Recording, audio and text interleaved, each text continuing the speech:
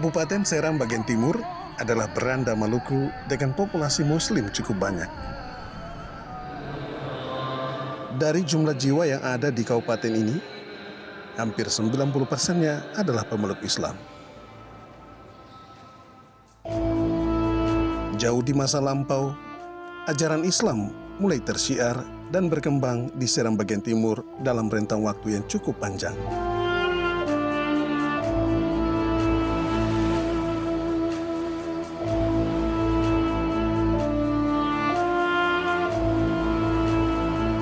Pemirsa, kalau berbicara soal syiar Islam di Kabupaten Seram bagian timur, mungkin ada banyak versi tuturan yang diyakini oleh masyarakat.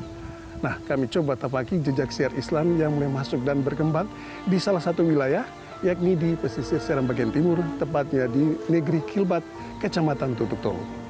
Sebagian masyarakat di sini meyakini bahwa Islam mulai masuk dan berkembang bukan dari pengaruh Kesultanan Ternate atau Tidore, melainkan dibawa oleh sahabat para wali songo dari Tanah Jawa. Bukan untuk mencari pembenaran, tapi kami akan susuri syiar Islam yang berkembang dari wilayah Tutuk Tolo dalam program Jejak Islam kali ini.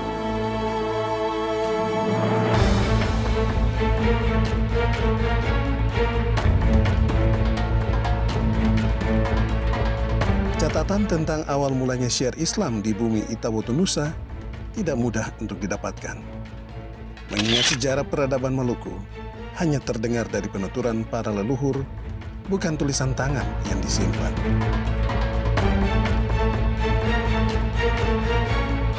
Ya, itu yang menjadi persoalan kami di Seram bagian timur. Kami sangat minim literatur menyangkut dengan penyebaran Islam sampai hari ini. Sejarah penyebaran Islam di daerah kami ini lebih dominan atau dari pembicaraan orang-orang tua-tua kami yang diturunkan melalui cerita-cerita yang kami adaptasi hingga hari ini. Ada sebagian kisah tentang syiar Islam yang tercatat dalam hikayat beberapa negeri adat di Maluku, namun tidak secara gamblang mengupas jejak syiar dari seluruh pelosok di Maluku. Menelusuri jejak syiar Islam di Seram bagian timur, bisa dirunut dari beberapa referensi bacaan yang berkait dengan kejayaan kerajaan Islam di beberapa wilayah di Maluku dan Maluku Utara.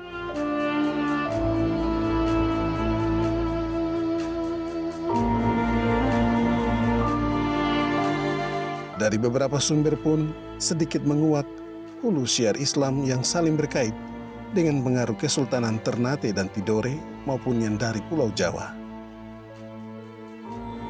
Seram bagian timur ini kaya akan cerita-cerita menyangkut dengan datangnya Islam. Jadi hampir semua desa-desa di tempat kami ini memiliki versinya masing-masing, sehingga di antara satu tempat dengan tempat yang lain itu tidak bisa saling klaim-mengklaim. Jadi salah satu keunggulan dari masyarakat yang ada di Seram bagian timur ini, di antara kami itu saling menghargai. Jadi kami tidak ada yang mengklaim bahwa wilayah ini yang lebih dulu, wilayah yang satunya lebih belakang atau sebaliknya. Tuturan riwayat Islam yang menyiratkan awal masuknya ajaran Islam di bumi Itawotu Nusa sudah mulai di tahun 1500-an. Itu di tahun 1517, itu Islam itu sudah ada sebelum itu. Sebab 1517 itu kan orang-orang di sini sudah mempunyai karya. Ya seperti membuat benda-benda yang merupakan jemputan, alat penjemputan dan sebagainya itu sudah ada. Dan kita lihat dari sumber-sumber lain seperti buku yang dikarang oleh Muridan Pijoyo, bahwa sebelum orang Banda datang ke sini dan juga sebelum Pangeran Nuku datang ke sini, Islam sudah ada. 1619 orang Banda keluar dari Banda sebagian karena dikejar oleh orang Belanda. Mereka datang itu bukan di negeri Darakit atau Kilbat sendiri, tapi di tempat lain juga mereka singgah. Termasuk ada beberapa orang yang datang sampai di negeri Kilbat atau Darakit, dan mereka sampai di sini itu sudah ada rumah-rumah penduduk. Dan juga ada masjid sudah ada. Meski tidak tertulis secara otentik dalam lembaran sejarah, tidak ada pihak yang membantah riwayat yang menyebut bahwa Islam sudah dibawa masuk di abad ke-14. Hanya saja jalur syiar Islam yang menancap di bumi Itawotu Nusa masih diyakini dalam berbagai versi. Ada yang menyebut Islam dibawa para ulama yang hijrah dari Kepulauan Banda. Namun ada pula yang meyakini Islam telah ada sebelum hijrahnya ulama dari Banda Neira. Cerita-cerita itu ada yang menyatakan bahwa Islam masuk ke Seram bagian timur, lebih khusus lagi di wilayah Tutuk Tolu pada zaman dulu yang biasa kita ketahui sebagai Rarakit itu. Ada juga peninggalan masjid di sana, masjid yang tua yang biasa bagi masyarakat di Desa Kilbat khususnya itu disebut dengan Masjid Banda. Jadi ada cerita bahwa Islam pertama kali masuk itu dari Banda. Tetapi ada juga mengatakan bahwa dari Kesultanan Tidore dengan hadirnya Sultan Nuku. Ketiga dikejar oleh tentara Belanda, lalu Sultan Nuku ke Tutuk Tolu dalam hal ini di wilayah Rarakit, yang sekarang kita kenal dengan Kecamatan Tutuk Tolu itu, di mana tempat itu pada mulanya cukup ramai. Di situ adalah tempat dagang atau berkumpulnya para pendatang, dan kita bisa temukan juga bahwa di wilayah Rarakit itu yang di desa di sebelahnya Kilbat itu atau kita kenal sekarang desa Air Kasar itu mayoritas masyarakat yang berketurunan dari Bugis. Jadi perpaduan dari Banda, dari Tidore dan juga dari Bugis Makassar sana memperkaya khasanah keislaman di Seram bagian timur dan lebih khusus lagi di wilayah Rarakit atau Kecamatan Tutuk Tolu yang kita kenal hari ini.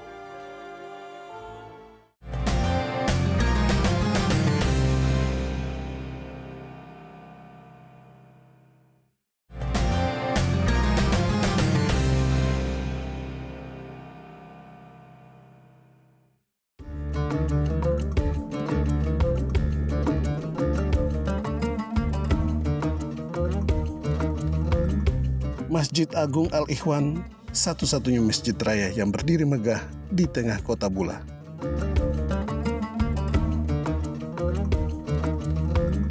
Masjid Al-Ikhwan berdiri kokoh, menyimbolkan kekuatan iman Islam yang menjadi agama mayoritas di bumi Itawotu Nusa.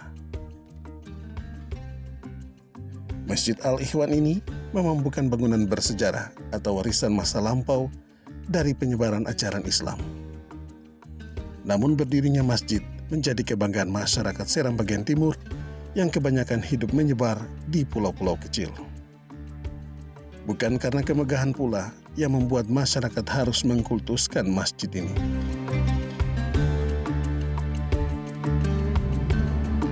Jauh di pelosok, puluhan kilometer dari kota Bula, ada satu negeri yang menyimpan bukti peradaban Islam masa lampau. Negeri Kilbat namanya. Berada dalam wilayah Kecamatan Tutuk Tolu, kecamatan yang cukup jauh dari pusat pemerintahan kabupaten. Di negeri Kilbat masih terlihat bangunan masjid tua yang diyakini sebagai warisan peradaban Islam masa lampau. Bangunan masjid tua itu masih terlihat kokoh dari luar.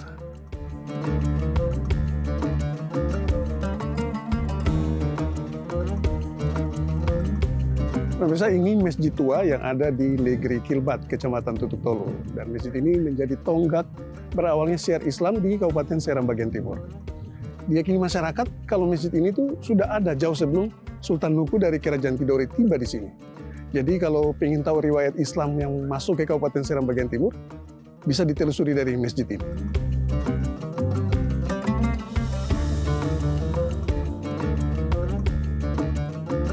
Bangunan masjid tua yang masih utuh ini diyakini masyarakat Kilbat sebagai masjid tua ketiga yang dibangun. Masjid yang di sana itu adalah masjid yang kedua dan ketiga. Kedua itu ada di pas duduknya kantor desa itu. Masih fondasi, kalau bangun kantor desa itu fondasi masjid itu masih ada. Lalu orang pindah ke daerah termasuk itu masjid yang ketiga. Yang situsnya memang katong masjid yang tua, yang paling tua itu di sini, tapi karena sudah ada bangunan sekolah, karena keterbukaan hati dari ketombo orang tua di sini, dan mau bertahan sekolah, sementara pendidikan juga sangat penting. Sementara sekolah kan tidak bisa bangun di tempat yang seperti begini, harus tempat yang ini. Maka dorang ikhlaskan untuk sekolah harus, masjid tua itu harus dibongkar untuk dibangun madrasah, dan masjid itu akan dipindah ke ini lokasi yang sampai sekarang ini. Adanya bangunan masjid tua di Kilbat menjadi tonggak penghitungan masa-masa Islam mulai tersiar dan berkembang dari pesisir Seram Timur. Sini masjid yang pertama itu sudah dibangun sebelum tahun 1517. Lalu untuk kedatangan orang-orang yang membawa Islam ke sini ini, menurut ketemu punya orang tua dari dulu, dari ketemu bapak, ketemu teti dari kemarin ini, mereka sampaikan bahwa yang datang di sini adalah guru dari Syekh Siti Jenar. Itu sebelum tahun 1517. Kedatangan orang Banda dan Sultan Nuku ke sini ini kan semua sudah ada. Lalu dengan demikian setelah Banda sudah reda tetap di sini, tinggal tetap di sini dan sudah aman, baru datanglah Sultan Nuku dari Tidore. Pangeran Nuku dari Tidore. Itu di tahun 1721. Nama yang muncul itu bukan orang-orang Persia, orang lokal, tapi memang belajar di orang Jawa. Salah satu buktinya kuburan yang di tiga sekolah itu yang konon itu adalah salah satu murid dari Syekh Siti Jenar yang datang mungkin setelah di Ambon baru masuk ke Seram Timur, jalannya di negeri Kilbat. Itu salah satu murid daripada Syekh Siti Jenar. Sedangkan periode Banda masuk itu memang sudah ada agama.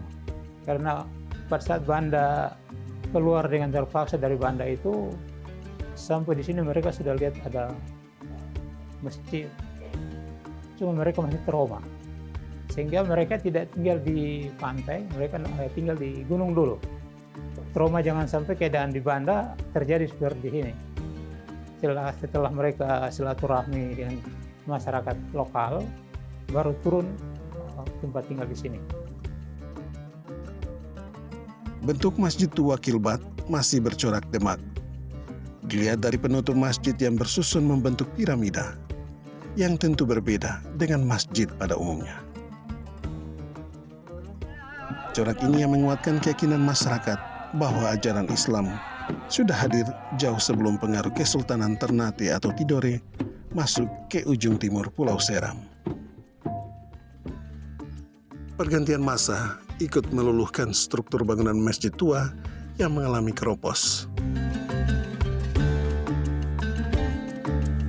Masjid baru pun dibangun agar bisa menampung jamaah yang terus bertambah. Di Masjid At-Taqwa inilah masjid kesekian yang didirikan untuk urusan beribadah. Segala hajatan rohani berpusat di sini.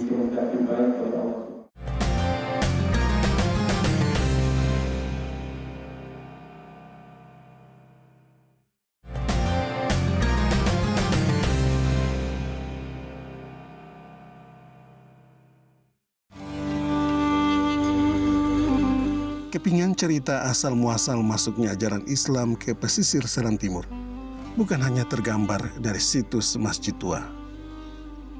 Ada situs makam kuno yang diyakini masyarakat sebagai makam sahabat Syekh Siti Jenar, salah satu wali penyebar Islam di Pulau Jawa. Dari makam ini menyiratkan satu kisah bahwa ajaran Islam justru dibawa oleh sahabat Wali Songo. Murid dari Syekh Siti Jenar, itu yang punya tempat di situ. Dari dia datang ke dari sini juga ada orang tua bawa cerita, dia datang dengan kendaraan mereka tiba-tiba dia berada di sini. Jadi seperti itu. Dia yang menyebarkan Islam pertama di negeri Rakit. Makam kuno ini tidak dikeramatkan masyarakat. Namun sebuah penghormatan diberikan masyarakat dengan menjaga makam tetap utuh dan dipagari agar tidak dirusaki. Kehadiran makam kuno ini telah menguak tabir akan adanya peran dai dari Pulau Jawa yang masuk membawa ajaran Islam di pesisir Seram bagian timur.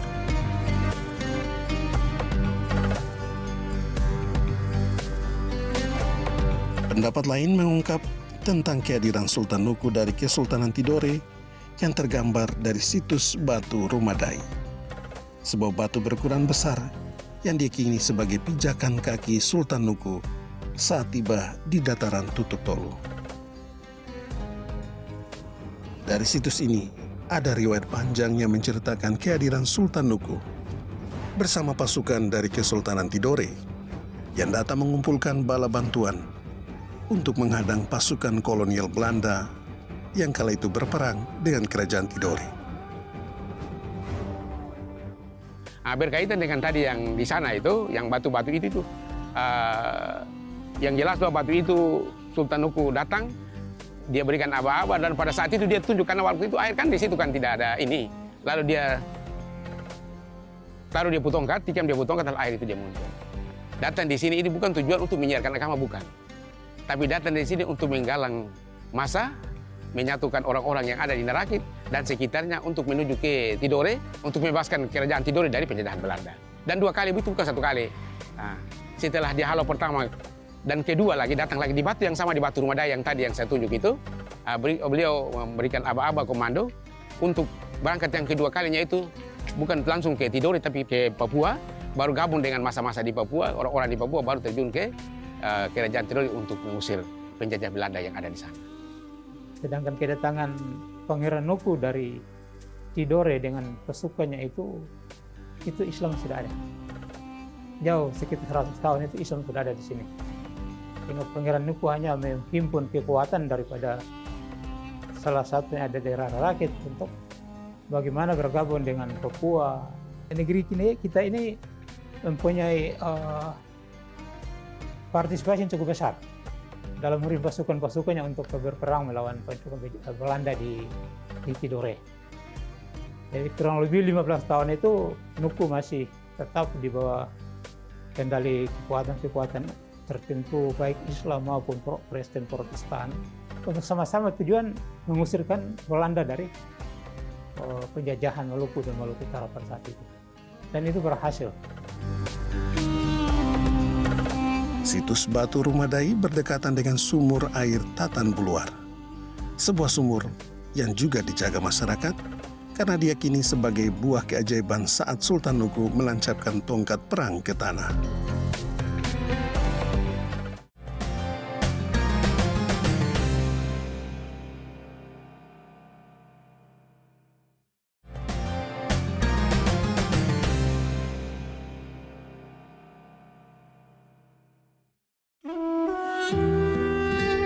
Hikayat panjang dari balik situs kuno yang masih terjaga ternyata tidak mengkotakkan masyarakat Kilbat dalam perbedaan versi sejarah Islam. Asal-muasal pendahulu yang datang mendiami negeri, sekaligus membawa agama langit, tidak diperdebatkan. Masyarakat justru berbaur dalam asimilasi budaya dan tradisi yang bercorak Islami.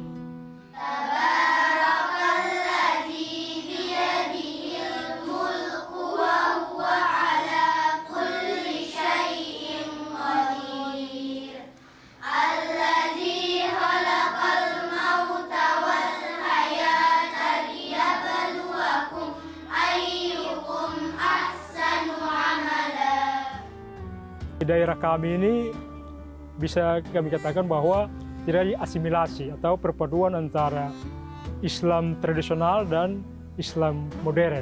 Itu bisa kami temukan pada beberapa kampung atau desa-desa di sini yang masih sangat kental dengan nuansa-nuansa Islam tradisional.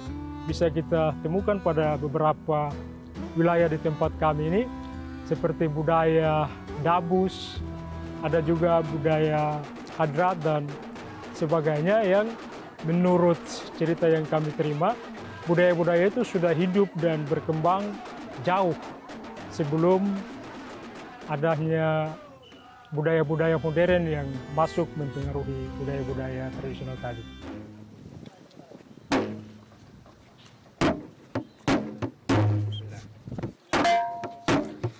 Seperti acara-acara seperti yang tadi disuguhkan itu, tari Dabus, tari Hadarat, apa segala macam itu sudah ada sebelum.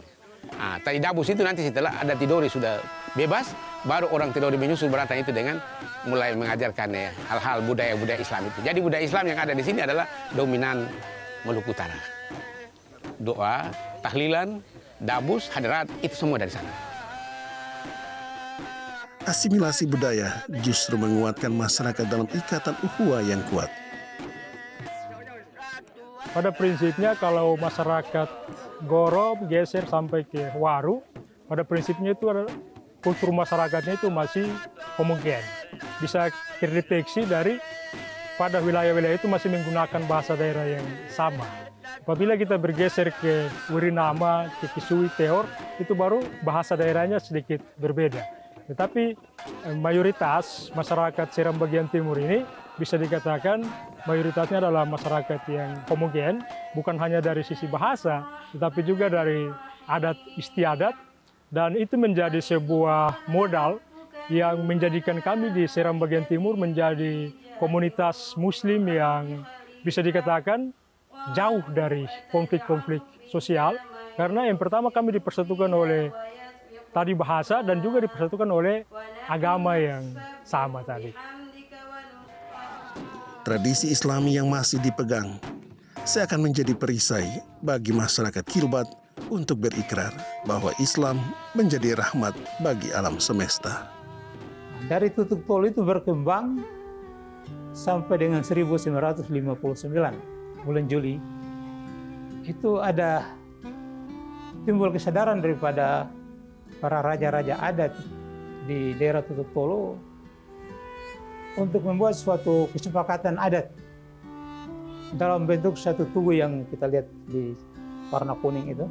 Nah, di situ mereka sepakat buat suatu tugu dengan bahasanya sudah dirancang sedapat mungkin. Bila ketong langgar aturan itu berarti resikonya sangat berat, karena tidak hanya kepada Allah atau Tuhan, tetapi juga kepada roh-roh moyang-moyang itu. Nah, terjadinya tugu kecil itu, kalau kita lihat tugunya, gambaran tugunya dia menjulang ke udara itu kan ada tiga bagian, tiga komponen. Nah, tiga komponen itu kembali kepada tiga kelompok tadi. Epik syiar Islam yang terbungkus asimilasi budaya di bumi Rarakit, negeri Kilbat, akan menorehkan fakta sejarah. Islam yang jaya dari ufuk timur Nusa Ina. Walaupun epik ini belum tertulis secara otentik dalam lembaran sejarah Maluku.